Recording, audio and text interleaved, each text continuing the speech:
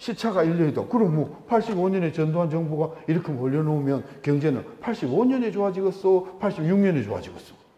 응? 86년이겠지, 그제? 85년에 성장률이 6%였거든. 86년이 얼마냐고요? 12%예요. 무역수지가 10억 달러 적자였잖아요? 86년 대한민국 역사상 최초의 적자 50억. 주가가 150, 300. 이만하면 86년 진짜 경제 좋아졌어요, 안 좋아졌어요? 확실히 좋아졌다, 그제? 한 해 더 해봅시다. 86년 환율이 890원에서 870원으로 한 2%밖에 안 빠졌거든. 엔화 190에서 150엔으로 20% 빠졌어. 우리 2%, 일본 20%. 그럼 격차는 어째 됐어? 더 벌어지죠. 그럼 내년 경제는 올해보다 어째야 돼요? 더 나빠야 돼요? 더 좋아야 돼요? 그죠? 87년 하면 근데 뭐 기억나세요? 87년. 혹시 박종철 기억나세요? 응? 서울대학교 학생이잖아. 고문당하다가 죽어나오잖아. 우리 민주화 열사잖아. 이한열 기억나세요? 연세대학교 앞에서 하다가 철탑 맞고 쓰잖아. 이때요, 87년에 얼마나 데모를 많이 했냐면, 소득세 랭킹 10위 안에요. 여자가 한 분 들어왔는데, 그 여자가요, 최루탄 장사하는 여자였어요. 삼영막이라고. 얼마나 최루탄을 많이 쏴댔던지, 최루탄 아줌마가 이 맹위를 제치고 소득세 랭킹 10위 들어올 정도로 87년에 한 치 앞에 안 된다고는 민주화의 대혼란기였잖아, 그제? 그러면 경제 안 좋아야 되잖아, 그제? 87년 성장률이 12.3. 흑자가 100억, 주가가 600억이거든? 그럼 87년도는 그 데모통이었지만 경제 좋았어, 안 좋았어? 훨씬 좋았어.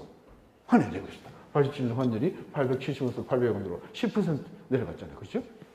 애관은 150에서 120원으로 20% 내려갔다. 우리 10%, 일본 20%. 그럼 격차는 어째 됐어? 또 더 벌어졌잖아요. 그럼 내년 경제는 어째 돼요? 한국하고 일본이 고수급을 쳤는데 우리가 설사 한 번 하는 동안에 일본이 2번 했거든? 그럼 누가 유리하냐고?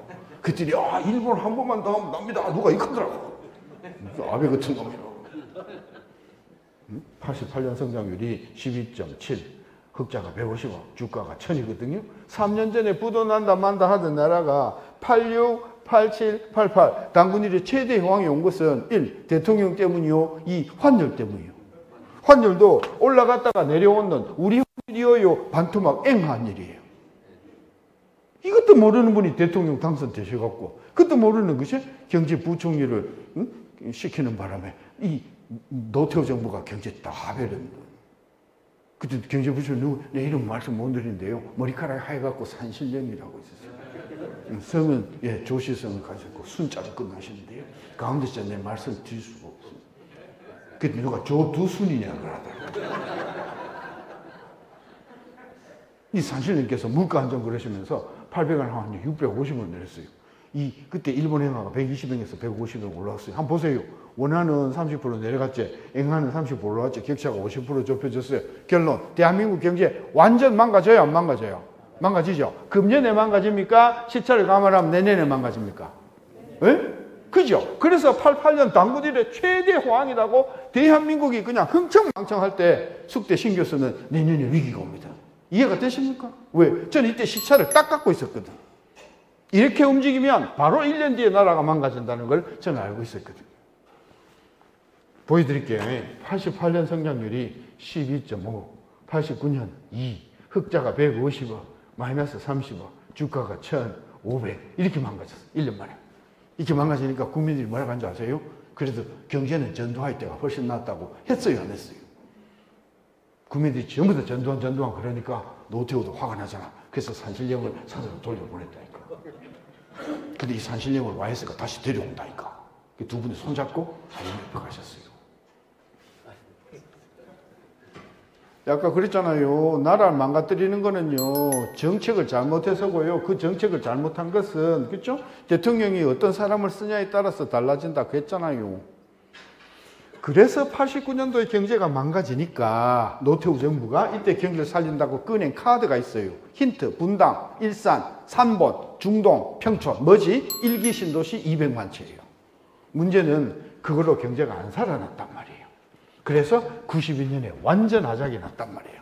92년에 완전 하작이 나니까 노태우가 그래서 650원 환율을 800원으로 올렸어요. 이때 엔화가 150원에서 130원대로 빠져요. 보세요. 원달러 환율 30% 올라갔지, 엔화 환율 20% 내려갔지, 격차가 50% 벌어졌어요. 현재 경제는 좋아요, 안 좋아요? 92년 경제는 좋다겠어요, 안 좋다겠어요? 하루에 30개가 부도가 난다고 했잖아. 그제? 지금 어렵지만은 환율이 이렇게 벌어져 주면 내년 경제는 살아요, 안 살아요? 내년에 사는 것은 내수 쪽이에요, 수출 쪽이에요? 내년에 수출이 사는 것은 92년 대선에서 누가 당선됐든 상관 있어, 없어? 허경영이가 되어도 내년 경제는 좋아지요, 안 좋아지요? 그래서 92년에요, 대통령 후보마다 경제를 살자고 난리칠 때 대통령이 없어도 내년에 경제가 좋아진다고 떠들고 다녔던 사람이 93년에 김영삼 정부 출범해서 환율 800원 동결. 이야, 93년에 김영삼 대통령 취임 기념으로 엔화가 100엔이 무너졌어. 그럼 94년 경제 더 좋아요, 안 좋아요? 그렇지. 94년 환율이 720원 내려갔고 우리 한 20% 내려갔거든. 엔화 내려가는 김에 79에 30% 내려가버렸어. 그럼 95년 경제 더 좋아요, 안 좋아요? 그러면 김영삼 정부 들어와서 93, 94, 95 3년 경제가 좋아졌는데 내수 쪽이었을까, 수출 쪽이었을까? 수출 중에서도 일본하고 경쟁하는 쪽일까, 안 하는 쪽일까? 일본하고 경쟁하는 쪽이 뭐예요? 반도체, 자동차, 조선, 철강 아니에요. 그래서 95년도에 예? 세상은 넓고 할 일이 많고 막 대박이 왔다 했잖아요. 이때 김영삼 정부가 잘못하는 게 있단 말이에요. 뭐 95년도에 일본의 고베 대지진 때문에 엔화가 75엔에서 125엔으로 올라버렸어. 고베 대지진 기억나신가요? 6,300명 사망. 자, 우리 김영삼 대통령은 환율을 내려야 돼요? 올려줘야 돼요? 엔화가 올라왔으면. 올려줘도 몇 프로 올려줘야 돼? 이쪽이 50%면.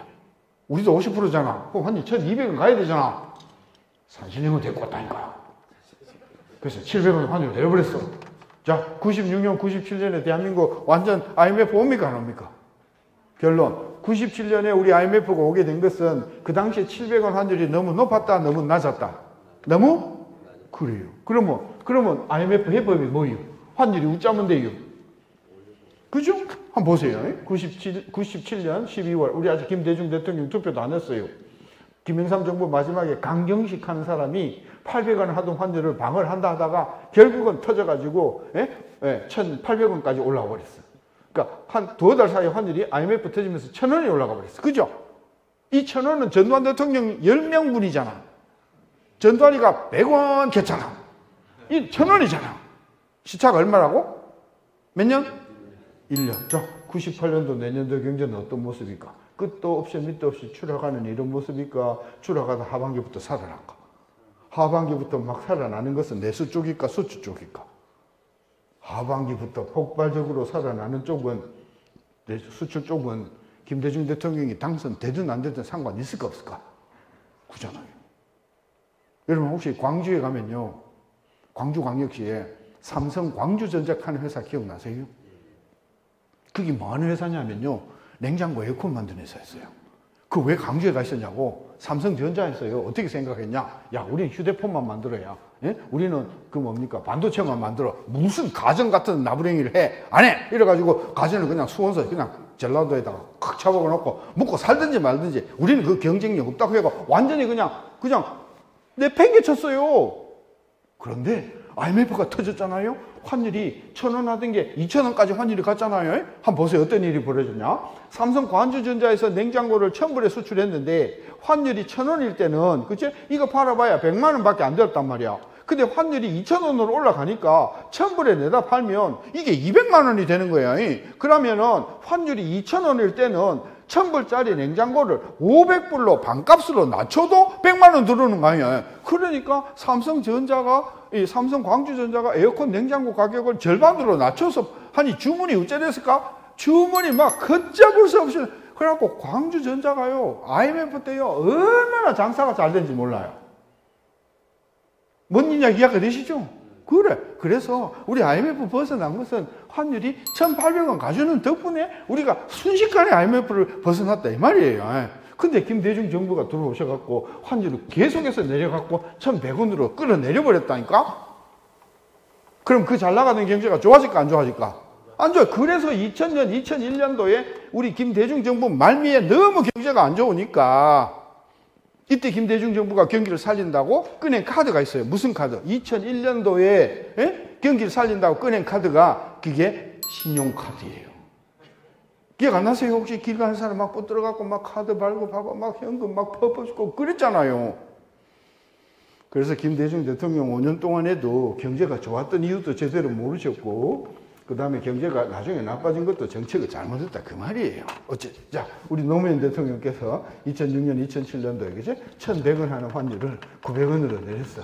일본 엔화가 100엔에서 120엔으로 올라왔어. 한번 보세요. 엔화는 20% 올라오는데 노무현 정부는 환율 20% 거꾸로 내려버렸어. 결론 2008년, 9년도에 대한민국 경제 완전 죽탕이 될까요, 안 될까요? 그죠? 그래서 이명박 대통령 당선됐다고 막 그 양반들 기가완장할 때 제가 전국 방방곡곡을 돌아다니면서 봐라, 이 내려왔지, 이거 올라왔지, 격차가 좁혀졌지, 시차가 일려이지, 내년엔 곡소리가 날 테니까 미래세 가까이 가지 마라. 왜? 미래는 없을 것이니까. 근데 그러고 다니다. 이해가 되세요? 오케이. 2008년도에 이명박 정부가 들어섰는데 그때 기재부 장관 하는 친구가 강만수라는 사람이에요. 갑자기 이 양반이 저한테 전화를 했어요. 점심 한번 사겠다고. 저 그 양반 본 적도 없어요. 그 갔더만은 자기가 제 강의를 2006년도에 들었다는 거예요. 환율이 중요하다는 걸 그때 자기가 두 눈으로, 자기는 기재부에 있었으니까 무슨 이야기인지 잘 알게 하십니까? 너무 그때 고마웠다고. 그래서 점심을 사고는 이분이 환율을 1,400원으로 올렸어요. 이때 서브프라임 위기가 터졌잖아요. 일본 엔화가요 120엔에서 80엔까지 가버린 거예요. 왜 이렇게 내려갔냐고요? 전 세계 금융시장에 미국 다음으로 많은 돈을 갖고 있는 자금이 일본계 자금들이에요. 일본계 자금은 뉴욕 시장, 유럽 시장, 뭐 전 세계 금융시장에 일본계 자금들이 들어와 있어요. 근데 세계 금융위기가 생겨버리니까 일본계 자금들이 야, 여기 있다간 큰 지잉을 맞겠구만. 안 되겠네. 빨리 본국으로 돌아가자 해서 달러를 팔고 엔화로 갈아타는 상황에 엔화가 강세가 돼버린 거예요. 요거 이해가 되시죠? 밖에 나가 있던 일본 자금이 밖에 하도 수상하니까 본국으로 들어오자 하면서 엔화로 갈아타는 와중에 엔화가 80엔까지 가버렸단 말이죠. 그럼 뭐 환율은 강만수 장관이 50% 올리고 여기 20% 30% 내려갔다고 격차. 그럼 2010년도 11년도는 대한민국 수출 대박 터져요, 안 터져요? 그래서 2010년도 11년도에요. 전 세계가 어려웠지만은 유독 대한민국만 경제가 수출이 잘 나갔던 거예요. 근데 이 박근혜 정부가 돌아가지고 2013년에서 14년도에 환율을 1,000원으로 내려버렸어요. 이때 일본에 누가 나타나냐? 아베 신조가 나타나는 거예요. 이 인간이 80엔 하는 환율을 120엔으로 올려버렸어. 자, 엔화는 50% 아베 때문에, 아베노믹스 때문에 올라가고, 우리는 못 모르는 박근혜 정부가 환율 30% 내려버리고, 격차가 아래로 100% 좁혀졌어요. 2015년, 16년도에 대한민국 경제 완전 아작이 났까요, 안 났까요? 났어요, 안 났어요? 정말 어려웠어요. 2015년, 16년도에. 지금보다 경제가 수출이 더 어려웠어요, 그때. 예. 근데 2015년도, 16년도에 뭔 일이 벌어졌냐 하면은, 그렇죠? 이때 일본 엔화는 가만히 있었어요. 이때서야 최경환이가 야, 그 신선배 말이 맞네. 그래서 1,000원 하는 환율을 1,200원으로 올렸어요. 그 다음에 2016년 상반기에 뭐가 터졌냐면 브렉시트가 터져버렸어. 기억나세요? 그러니까 막 전 세계 금융시장이 막 충격이 오니까 그것도 일본계 자금들이 어이구 빨리 도망갑시다 해가지고 100엔 하던, 그죠? 120엔 하던 엔화가 다시 100엔으로 떨어진 거예요. 그래서 우리는 가만히 있고 엔화는 100엔으로 떨어지고. 보세요. 2015년, 16년 2년 동안에 우리는 올라갔다가 가만히 있고 엔화는 가만히 있다 내려가니까 한 2년 사이 격차가 40% 이상 벌어졌잖아요. 그죠? 그럼 예로부터 1년 뒤 2016년도와 17년도에 걸쳐서 수출이 잘 될 거 아니에요. 그죠? 근데 그 후로 환율이 1,200원에서 1,050원까지 빠지고 엔화가 100엔에서 115엔까지 올라왔단 말이에요. 2017년, 18년도에. 그럼 이거 2년 올라왔죠? 이건 2년 내려갔죠? 그럼 예로부터 1년 뒤 19년도, 20년에 걸쳐서 수출은 점점 더 잘 될까요? 점점 더 안 될까요? 그런 이야기입니다. 거기에다가 지금 코로나까지 겹쳐지면서 수출이 타격이 많이 올 거다. 그런 이야기예요. 그래서 우리 경제가 살아나는 방법은 간단해요. 환율이 어째주면 돼? 환율이 올라가면 돼요. 그럼 원래는 방법은 딱 두 가지가 있어요. 신 교수가 기재부 장관이 되어갖고, 그지? 환율을 1달러당 1,400원으로 올려. 한번 상상해 보세요. 1달러당 1,400원 정도가 된다고 하시면 여러분이 수출하는 품목의 가격을 최소한 달러 텀으로 15% 내지 20%를 깎아서 팔아도 나는 손해 안 보잖아요. 그렇죠? 가격 경쟁력이 생기잖아요. 그렇죠? 이래서 환율을 1,400원으로 올리든지. 근데 제가 기재부 장관 될 가능성이 있을 것 같아요? 없을 것 같아요? 없잖아요. 그러니까 결국은 뭐냐 하면은 두 번째 방법으로 가는 거예요. 뭐지? 내두면 환율이 자꾸 올라가든가요? 내려가든가요? 왜? 환율이 자꾸 올라갑니까? 내려갑니까? 내려가잖아.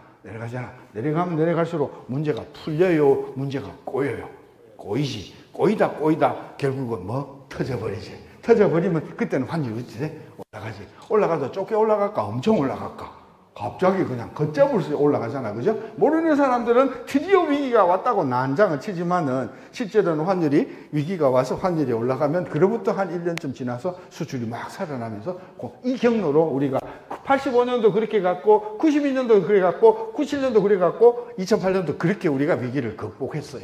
따라서 우리 지난 몇 년 동안에 30년 동안의 위기는 정부가 경제 정책을 잘해서 이긴 게 아니라 경제가 어려워지고 환율이 올라가면서 경쟁력이 생기면서 순식간에 그냥 한 10년 장사를 환율 때문에 3년에 다 하는 이런 패턴으로 갈 것이기 때문에 그래서 이 우리 위기의 극복의 솔루션은 환율에서 올 것이라고 저는 보는 거고요. 우리나라 경제는 환율이 지고 있다. 대부분 우리가 수출에 관련 일을 하시니까 환율하고 품질 이 두 가지만 결부가 되면 1년 반만 잘 견디시면 2021년 말서부터는 저는 주문이 막 들어올 거라고 보기 때문에 조금만 참으시자 그 말씀 드리는 거죠. 시간이 너무 짧아서 나중에 제가 상세한 말씀 드리기도 하고 이렇게 재미있게 들어주셔서 고맙습니다. 감사합니다.